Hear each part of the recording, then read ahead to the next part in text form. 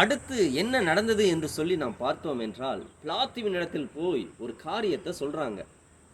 அந்த எத்தன் உயிரோடு இருக்கும் நாட்களில் நான் 3ஆம் நாளில் உயிரோடு எழுந்திருப்பேன் என்று சொன்ன காரியம் எங்களுக்கு ஞாபகம் இருக்கிறது. எனவே அதை நாங்கள் பத்திரப்படுத்தும்படிக்கு எங்களுக்கு உத்தரவு வேண்டும் என்று சொல்லி பிலாத்துவினிடத்தில் கேட்டார்கள். எத்தன் என்றால் ஏமாற்றுகிறவன் என்ற அர்த்தம். ஆண்டவராகிய இயேசு கிறிஸ்து ஏமாற்றுகிறவரா? இல்லை, அவர் உண்மையுள்ளவர்.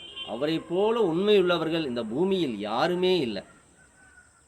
அப்ப பிலாத்து என்ன சொன்னார்னா, உங்களிடத்துல காவல்காரர் உண்டே, நீங்கள் போய் அந்த கல்லறையை நீங்க பத்திரமாய் பாதுகாத்துக் கொள்ளுங்கள் என்று சொல்லி அவர்களை அனுப்பிவிட்டார். உடனே இவர்கள் போனார்கள். அந்த கல்லறைக்கு முத்திரையை போட்டு அதை பத்திரமாய் அவர்கள் பாதுகாத்தார்கள். ஆண்டவராகிய இயேசு கிறிஸ்து உண்மையுள்ளவர். உங்களுக்காகவும் எனக்காகவும் அவர் ஜீவனையே நமக்காக அவர் கொடுத்திருக்கிறார். அவரை நாம் நேசிப்போம். கர்த்தர் நிச்சயம் உங்களை ஆசீர்வதிப்பார். God bless you.